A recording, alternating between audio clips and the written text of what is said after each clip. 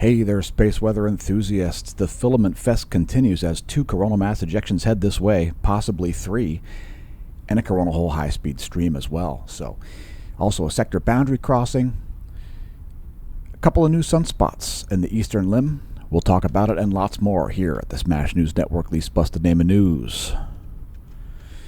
This is the past 24 hours. We're looking at SDO. That's SDO 193 angstroms, along with the GOES R, the GOES SUVI, 304 angstroms. So it's ionized iron and helium, and we still do have a high likelihood of large solar flares from a couple active spots. The sunspot setting in the northwest, as well as in the one moving right into center disk. That was the producer of the largest flaring. But the main story remains massive solar filaments. So you can see some right ahead of the Earth scale there, just to the Earth scale's west. 2 gigantic filaments there. And here they are in even closer view. You can see those are hundreds of thousands of kilometers in length. Quite exciting plasma filaments indeed. Also, there is a huge sunspot behind the eastern limb, the northeastern limb.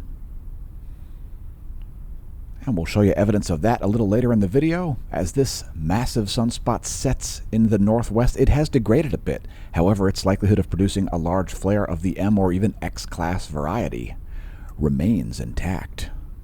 There is a huge filament ahead of it as well, the largest filament we've covered in over 6 years.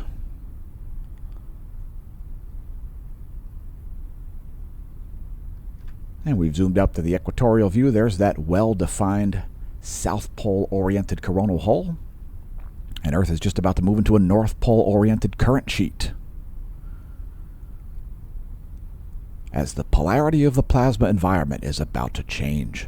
Also, very weak solar wind at the moment. Here's the southern hemisphere.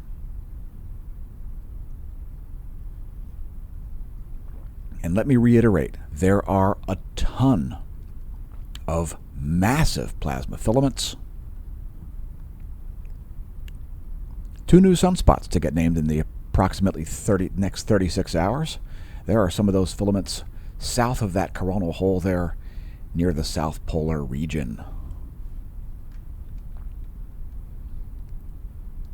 So plenty of exciting stuff going on with solar antics.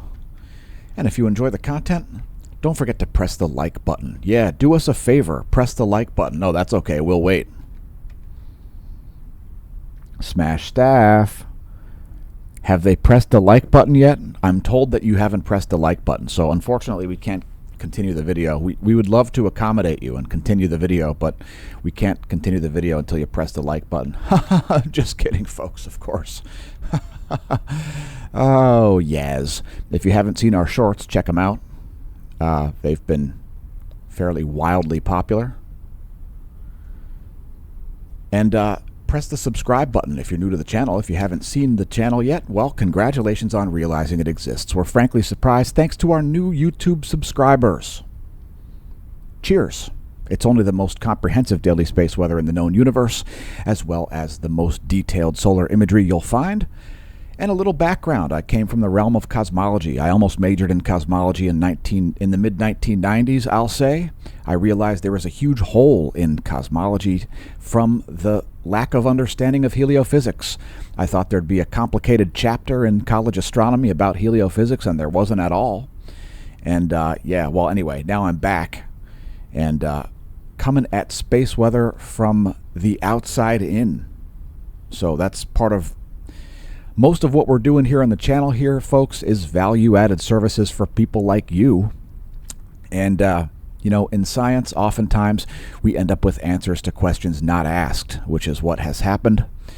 I wasn't trying to explain the solar sunspot cycles at all. I was definitely not trying to explain the solar sunspot cycles. However, through a process of deduction and induction, I believe I have explained the solar sunspot cycles and the only likely plausible mechanism behind them. So, if you want to find out about that, become a gold member of the Smash team, and that's about all I'll say about that. Next, I'll say visit our links. One of the links you can find below the video is to our Amazon shop. Today's featured product on the Amazon shop, it's amazon.com/shop/smashomash, is resveratrol. You want to enhance your performance? You want to get the benefits of things like red wine without drinking the red wine? Well, try the resveratrol. One of many supplements listed on the Amazon shop. Again, it's amazon.com/shop/smashomash, one of a few paid affiliate/sponsor links as we endeavor to keep this channel existent, publicly visible, and free for all of you. We don't want to put the videos behind a paywall, folks, but we make just this side of nothing to put up the content. So there's also the Hemp Lucid shop. If you're in the market for CBDs, Delta 8s, sleep, immune, and stress stacks, mushroom gummies, massive savings on a lot of those products. Some savings on the mushroom gummies, now in watermelon, blueberry, lemon, and grape flavor. And the stress, immune, and sleep stacks there save $15 or even more on the full stacks. The peppermint CBD lip balm now back in stock. These make great gifts, by the way. Links below the video in the description to the Hemp Lucid shop, as well as on our homepage at smashomash.com. Thanks to everybody who has helped keep the channel in existence and inch closer and closer to being sustainable. Today's featured product is from the merch shop, and I think there's a 20% savings across the entire store.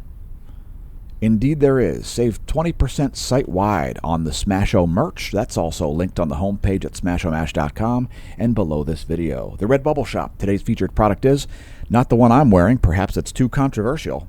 By the way, I have my foot on the face of evil right now. Why does it always show itself? The face of evil, it's so egotistical that it must show itself as it lies right to your face. Anyway, today's featured product is Universum Liberate, the motto of the Galactic Federation Special Forces. The Galactic Federation Special Forces unit patch features a shield, a jet black shield, I might add. The key represents signal strength, integrity, and security. The lightning bolt represents instantaneous galactic scale reach. The little bright spot you see up in the upper right corner represents classified. So I would say to each of you, Universum Liberate. If you've brought peace to your local neighborhood, maybe you ought to help bring peace to the galaxy. Galactic Federation Special Forces. Are you sick of what's going on Earth and in the solar system? Well, help out the galaxy by joining the Galactic Federation Special Forces. Don't worry, we won't tell. And let's move on. Smashomash.com, by the way, is the homepage. Welcome to the Neo-Renaissance. Once again, congratulations on realizing the channel exists. We're frankly surprised. If you haven't pressed like, you'll have to press like. And then I'm going to show more imagery of the sun. So, be my guest. Smash staff. Have they pressed like yet? She's lying once again because you, yes, you have not pressed like. If you don't press like, we will find you, and we will shame you. Press like before your soul is cast into an ever-deepening and darkening abyss of doo-doo diarrhea and cat urine. Yes. Anyway, here's yesterday plus today in SDO Continuum. And we'll have a couple more sunspots here, raise the sunspot number a little bit as that group degrades and sets in the northwest. More sunspots to rise. Oh, we've got at least 3 new sunspot groups showing up in the east. This one up here. Also one right here. And one just rising here, right around the equatorial region. So at least 3 new sunspot groups. Expect the sunspot number to rise here briefly before that massive group in the northwest sets. Anyway, there's the magnetogram for the same period of time. That is yesterday, October 9th, through today, October 10th, to date. The 2 main flare players are that sunspot moving right into the center of the solar disk in the southern hemisphere, and the one setting in the northwest. Taking a brief moment to look at what's going on Earth. Here is your volcano rundown. Stromboli producing some spattering as lava once again cascades down the Sierra del Fuoco slope. Mount Mayan producing an unknown volcanic ash plume. Please don't pole vault the caldera of Mount Mayan. It could be unhelpful. Semeru exploding, flight level 140. It's a 14,000-foot ash plume. Dacono exploding, flight level 070. 7,000-foot ash plume. And White Island now back on the list, showing some block falls there. So some rocks cascading down the slopes of White Island. Not the most common occurrence there. Also some tall steam plumes being emitted from the White Island volcano there north of the North Island of New Zealand. One of the deadlier volcanoes in the past few years, actually. One of the few volcanoes that have caused casualties. Nevado del Ruiz exploding, flight level 240 over Colombia. It's a 24,000-foot ash plume. Effusive explosive eruption from Revenador in Ecuador. 15,000-foot ash plume there, flight level 150. Sabancaya, continuous ash emissions, no indication on the ash plume there. Don't fly your home-built hang glider over the caldera at Sabancaya. Next, getting into earthquakes. There was one 6 magnitude quake. It was at depth in western South America. We'll get to it. We'll cite the quakes of a 5 or greater magnitude, like this 5.1 in Afghanistan. That's not really what they needed. That 5.1 occurred at 13:30 Universal Time yesterday afternoon. Next, Slovakia here. A 5.0 magnitude earthquake right in the center of the European continent. That 5.0 at Slovakia did likely cause some damage, and that was at 18:23 Universal Time yesterday evening. Then Argentina saw a 5.6, and that was a foreshock to a larger quake to its west. That 5.6 was at extreme depth, 538 kilometers, and it occurred just after midnight at 0:13 this morning on October 10th. Next, Tonga had a 5.7. That was at 7:21 this morning. Much closer to the surface there at 25 kilometers. And then finally this 6.0, the largest quake of the past 24 there in Argentina. It was at a depth of 247 kilometers. It occurred at 10:01. Yeah, 10:01 this morning. And that is where the quakes end, and we return to space. Here's the past 24 hours from SDO. 171 angstroms. Just a splentacular wavelength. Again, one new sunspot just rising here over the eastern limb, and one large sunspot there. It's still about maybe 12 to 18 hours from appearing. But there's a large sunspot there, and we'll tell you why here momentarily. And there's the zoom out. Another 24-hour video from Solar Dynamics Observatory. DAG. Next, we'll get to coronal holes. But first, some stats. The 10.7 centimeter radio flux now back up to 166 solar flux units. Perhaps an unexpected rise in the radio flux. But again, we have multiple new sunspots forming in the east, also rising in the east. So there's the radio flux over the last 1 year represented by that black line from solon.info, solon.info/solar. You can go get that graph yourself if you like. The red line's the sunspot number, the black line is the radio flux. And here's NOAA not forecasting any geomagnetic storms or geomagnetic unrest in the coming days. They are expecting a coronal hole high-speed wind stream, but for some reason, no CME impacts. So we've got 3 coronal mass ejection impacts to possibly start late in the day today on October 10th, or more likely sometime early in the day tomorrow. After that, expecting 3 CME impacts possible, 2 of them very likely, starting early in the day tomorrow on October 10th and continuing through the day on October 11th and continuing on the day through October 12th. So those CME impacts should be ending sometime around midday October 12th. But 3 possible coronal mass ejection impacts are in the actual forecast. I don't know, NOAA's forecast doesn't have them, but ours does, because we showed them a couple days ago on the channel. Haven't seen it? Go watch the older space weather videos. They've been coming out every day, save about 3 days for the past 6+ years. And there is NOAA's Enlil spiral. So it's That is a coronal hole high-speed stream in the forecast. You can see that uptick in the density, followed by a downtick in the density and an uptick in the velocity. And of course, you can see the coronal hole high-speed stream there coming out of the Parker solar spiral over there on the left. So a coronal hole high-speed stream there, a relatively weak one being forecasted by NOAA. I agree with that. That will be mixed in with the CME impacts. So next, the last 4 hours of Earth's magnetic moment from space. And it is extremely diffuse and extremely slow solar wind, creating a very low pressure environment around planet Earth that is depicting magnetohydrodynamic pressure to about 12 Earth diameters. So not only is the solar wind extremely slow, it's extremely diffuse. We'll get to it. First, Earth's magnetic moment from the ground. Since we showed it for the last 4 hours from space, here are the last 4 hours from the ground. Not a particularly great time to be viewing aurora here at the moment, with the solar wind being as weak as it is, but there are some spots where there could still be aurora visible there, as you can see on the map.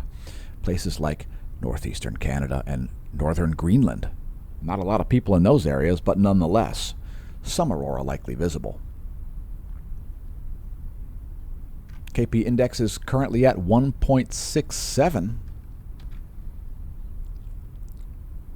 Geomagnetically calm conditions.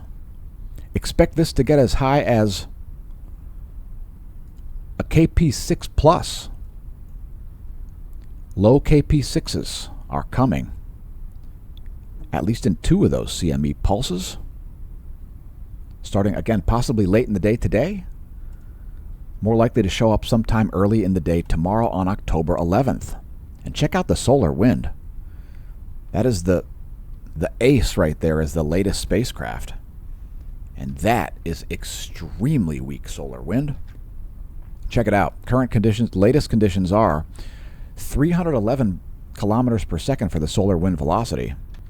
Solar wind density here, about a quarter of a proton per cubic centimeter. You've got to have 4 cubic centimeters of space to find 1 proton, folks. That is extremely diffuse. So that's the measurements from the ACE. And keep in mind the Discover might be measuring something completely different, but that's the active spacecraft here at the moment. Fields are kind of weak as well. The BT is 5 nanotesla. The BZ is positive 4. Again, extremely diffuse solar wind there. A density of about a quarter of a proton per cubic centimeter. Solar wind speed, 311 kilometers per second. Very weak. GOES magnetometers here not showing any big spikes. Expect to see some perturbations in those as 3 CMEs and a coronal hole high-speed stream show up in the coming 2 days. Next, heliospheric current sheet. So there's the sector boundary crossing coming in a couple of hours here. The North Pole current sheet is imminent. Earth is still in a South Pole current sheet, but it's not going to be for long. Only a couple hours there. And Earth will move across that sector boundary crossing into a North Pole current sheet depicted there in green. That is the top view ecliptic plane field plot depicting the polarity of the solar plasma. And oh, let's bring up this image. There's the latest image. And you see this? That is an indication of a large sunspot. So that feature right there, that is one of the indications that there's a large sunspot. I mean, we can also see a bunch of plasma filamentary behavior hanging out there behind the eastern limb. Next, our line of sight field plot. Again, Earth is approaching that North Pole current sheet. It's a fairly small current sheet here at the moment.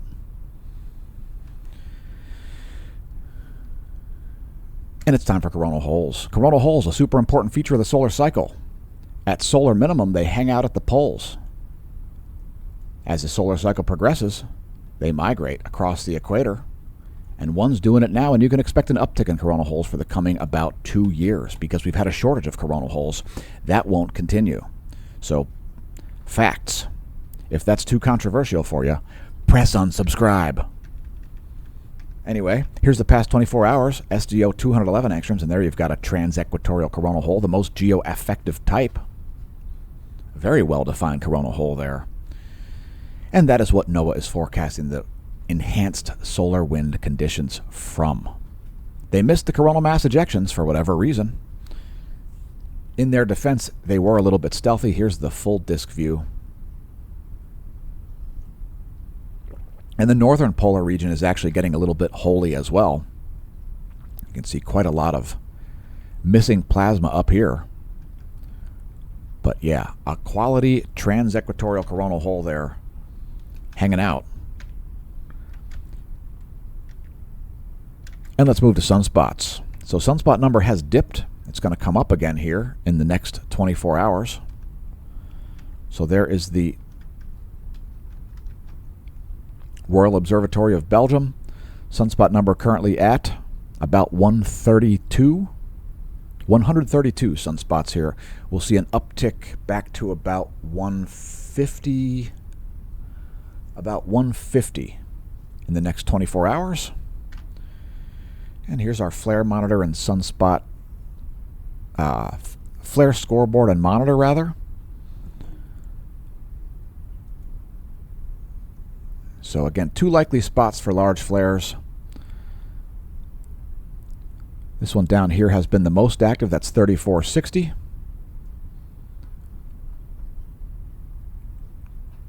This one here is also quite likely to produce large flares. That is 3452 and the associated other sunspot groups. So we've got at least 2 more groups to get named up here in the northeast. Another one just rising in the northeast, and another large sunspot rising behind that. So don't expect the small lull in activity to continue. We're still like a year from solar maximum, and let's move on to energetic particles and solar flares. So no spikes in the proton flux. That would be the SEPs, and we certainly have the capability to see SEPs. The SEP watch continues as there is a channel about to be connected. So that might be accompanied by solar energetic particle events, especially if we see large flares. The largest flare of the past 24 was an M class. There's actually one happening as we make the video once again. The sun weighing in on our content creation.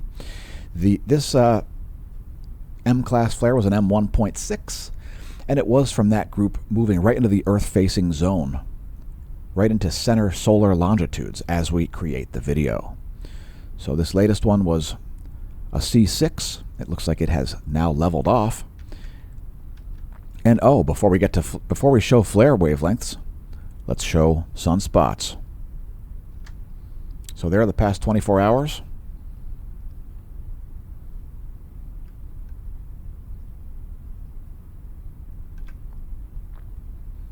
There is just the SDO continuum by itself. So again, we've got some growth of this group. We've got a new group that actually formed right here, and then another new group rising right behind that. You'll be able to see that rising group on the magnetogram. Let's cut to that next. Ta-da!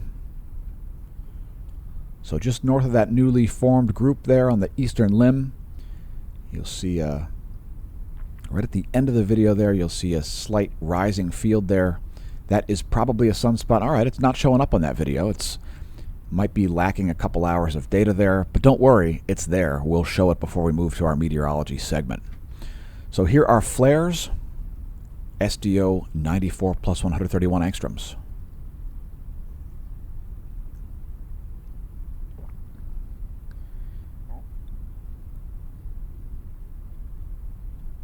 And actually, was that M1.6? I think that M1.6 was actually from this group up here.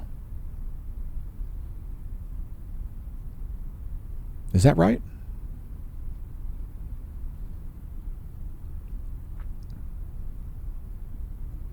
I do believe that was the M-class flare in the northwest.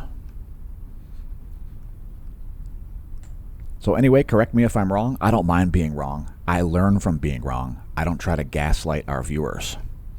Anyway, moving right along. Again, that's the flare situation. Only one M-class event. The likelihood of M and X-class flares remains very high, mainly from those 2 groups I've described. Next, the star chart.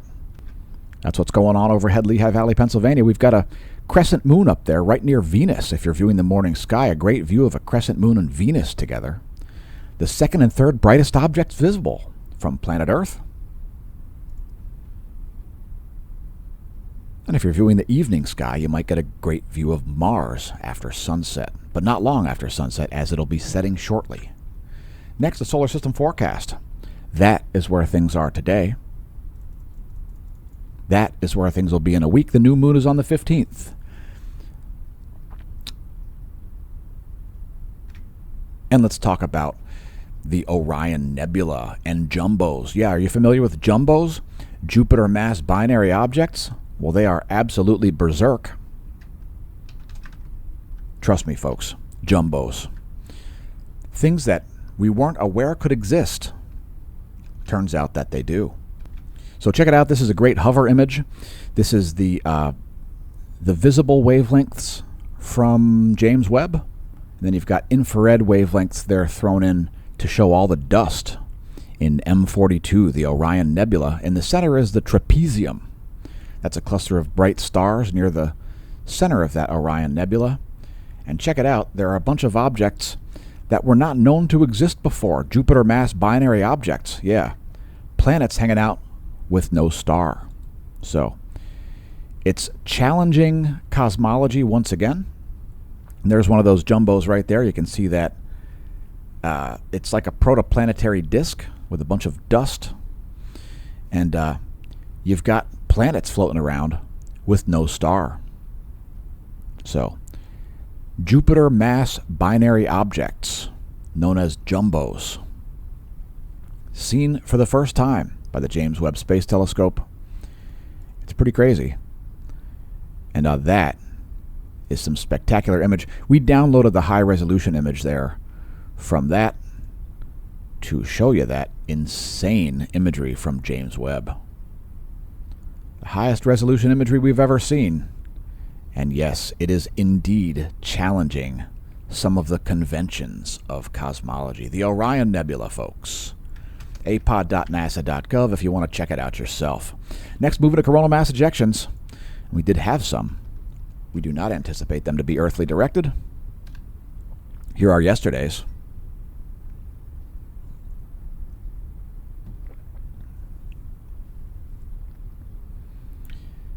And again, based on the data we see, we don't think that those are earthly directed CMEs.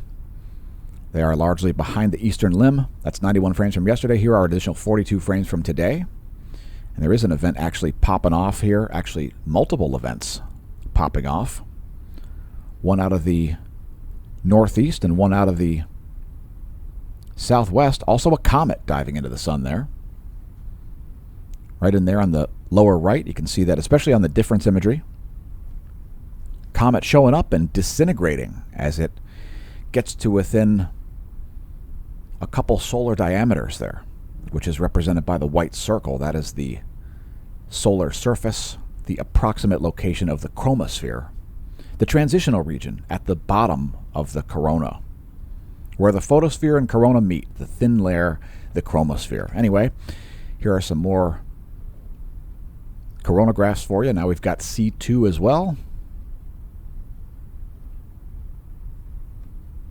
Let's get a little bit closer here. C2 and C3, I should say. There's C3 on the right in blue, C2 on the left in red. The Soho-Lasco coronagraphs.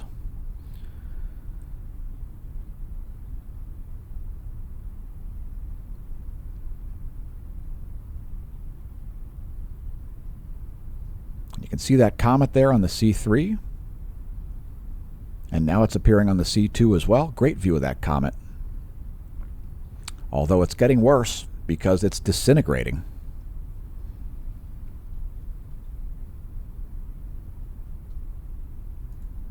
And there you can see some more recent CMEs happening just earlier this morning. Next we'll show stereo A as well. Feel free to pause the video in this frame. We don't want the video to be too lengthy, so pause here if you want to take note of where the Parker Solar Probe is located there. That's the orange circle. The solar orbital is the pink circle. Bepi Colombo is another orange circle. Stereo A is the red one.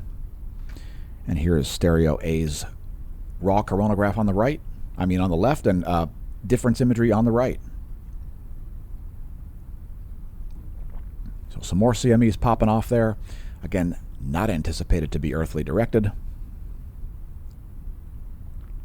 We've got the difference imagery slightly behind the raw coronagraph.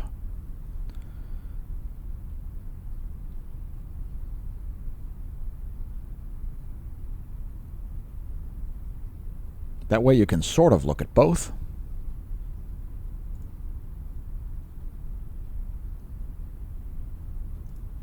And again, there are those most recent coronal mass ejections. Next, it's time to move to filaments. And all I can say is, dag, look at the filaments. Some really massive ones. I mean, we started out the video looking at filaments. Check out the ones around the southern polar region. One setting in the southwest. Some massive ones in the northeast, moving into center disk. And the most massive one we've ever covered on the channel there, setting in the northwest.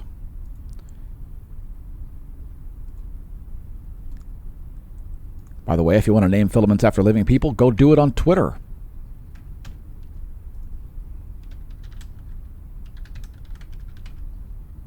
Name filaments after living humans, your friends, your foes, or even yourself. x.com/smashomash. If you're on social media, that's the place to do it. We are on Facebook, and I don't really comment too much on Facebook because Facebook software is even more busted than Twitter, but Twitter's also completely busted because of pathetic censorship. Yeah, free speech, it's not fixed anywhere. It's as busted as it's been for the past 43 months. Yeah, 43 months. That's a long time to have a completely shattered social media system by the evilest corporations in the world. x.com/smashomash. And here are filaments in grayscale. We show the grayscale because it shows prominences. And again, you're going to see some significant prominences here rising over the eastern limb. Before we show that, let's show filaments here in... Here we've got SDO 304 plus 193 angstroms. A fantastic pair of wavelengths there with massively high resolution from SDO, the Solar Dynamics Observatory, my favorite telescope. And let's bring up the last couple of hours here from the GOES 16 SUVI. So let's see, that most recent C-class flare was also from the northwestern limb. That's what's going on. And again, you can see activity hanging out up here. That is because there is a large sunspot rising within the next probably about 36 hours. Here come bonus features, starting with satellite charging hazards. Do we have any? The answer is no. It's smooth sailing for satellites, so no satellite circuitry errors caused by internal charging and no external communications failures caused by surface charging. Smooth sailing for satellites. GOES electron flux here kind of low, and you can expect this to get even lower here in the coming couple of days as many as 3 coronal mass ejections and a coronal hole high-speed stream all show up around the same period of time. That should be interesting. There's the 1-year chart of the relativistic electrons, once again from solon.info. And there is the forecast model. It looks like NOAA and I agree with these low levels of electron flux.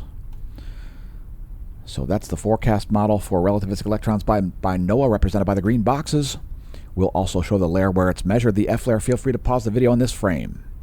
It shows things like atmospheric temperature, the penetration into atmospheric layers of electromagnetic radiation, as well as chemical concentrations.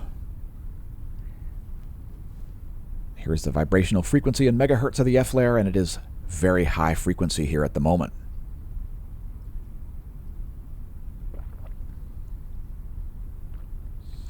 So you can expect this to dip big time here in the coming days as well.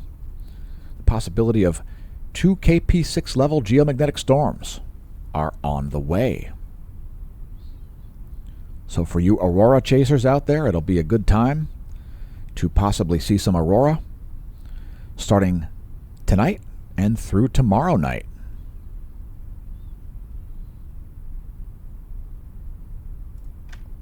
There is the anomalygram. So again, tonight,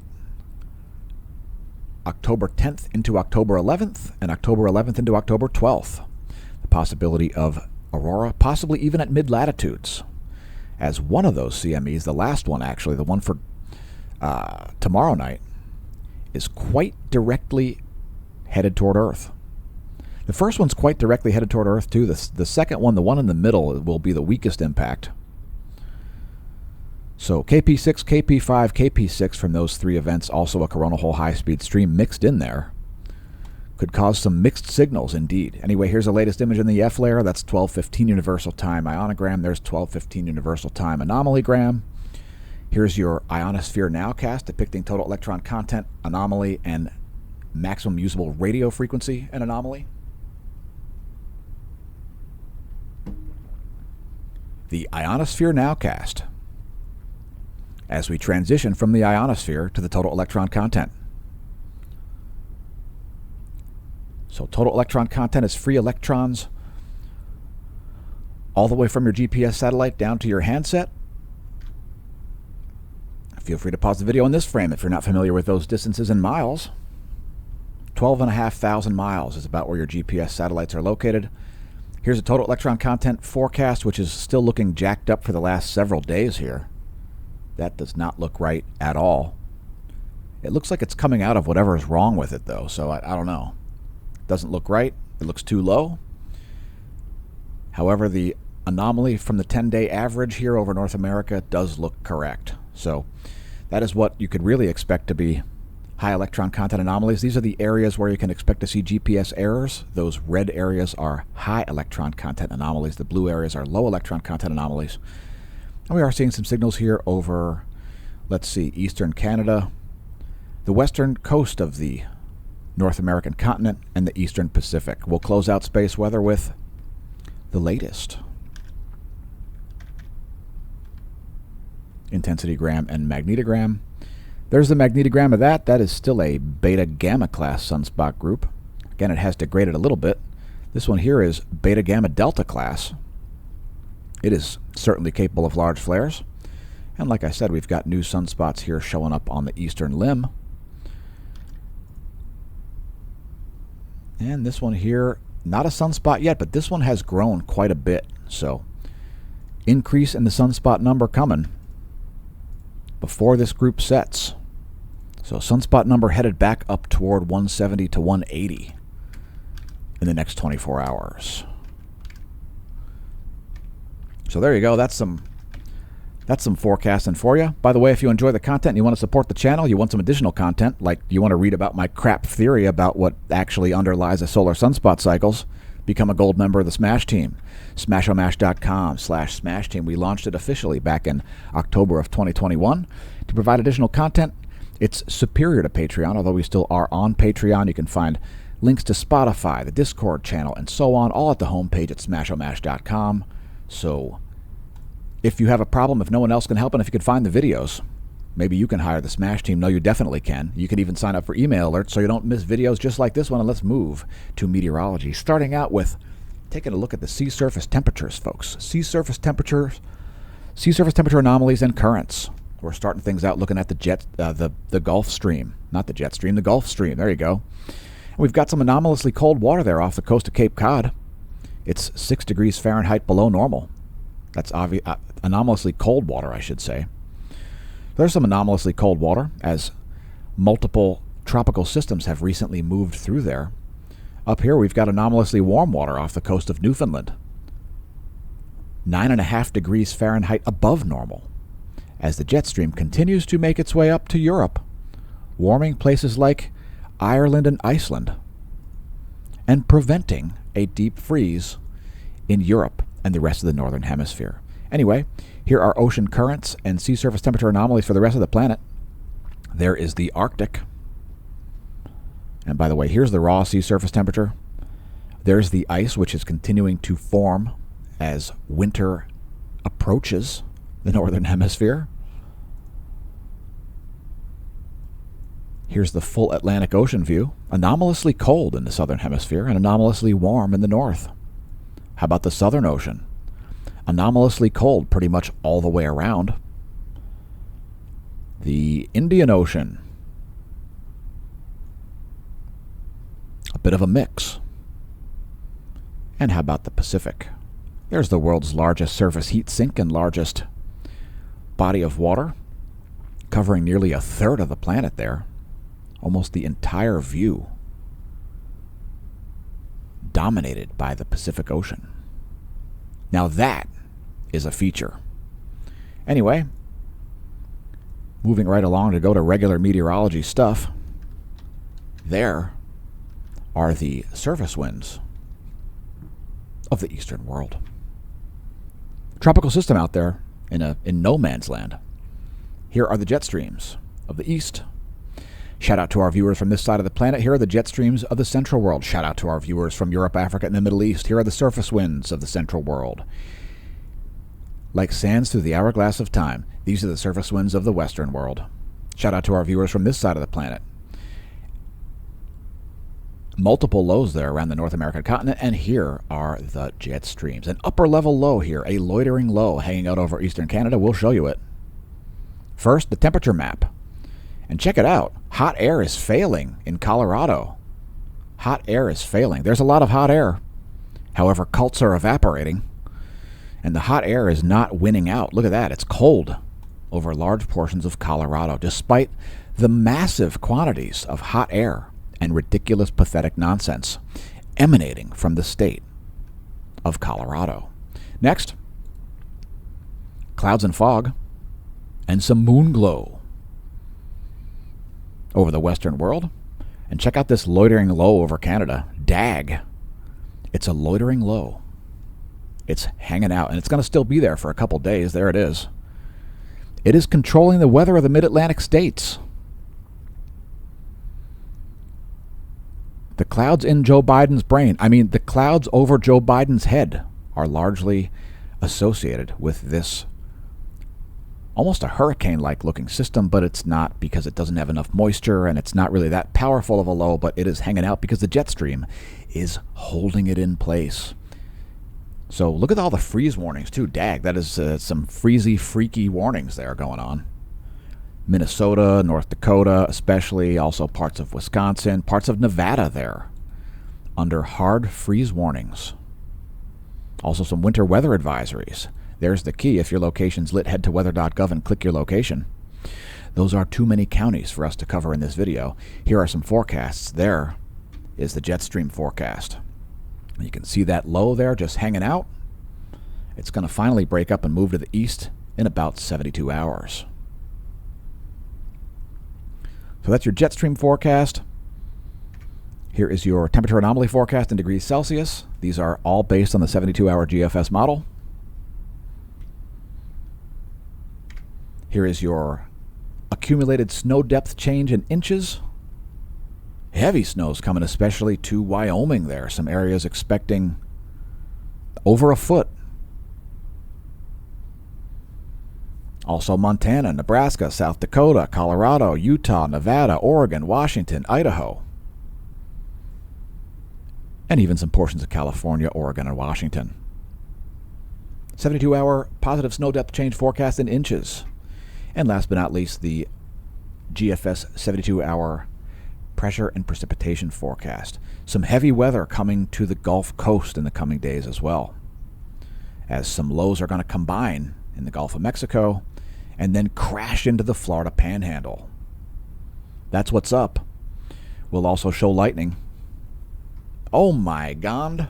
Dear God, the lightning mapper is offline. However, the real-time lightning map is good to go. So here's lightningmaps.org.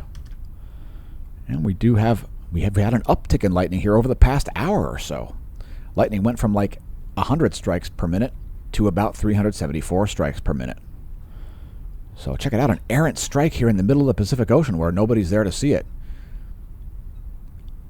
If thunder claps and there's nobody there to hear it, does it make a sound? There's an existential question for you. Anyway, that's your real-time lightning map. Those are where the strikes are. No terrestrial strikes in the U.S. at the moment. We'll close out with Doppler radar.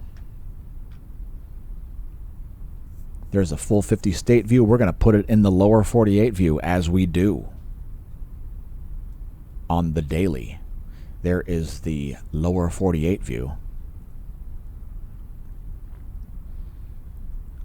Clouds and fog, even though it's dark over half the country.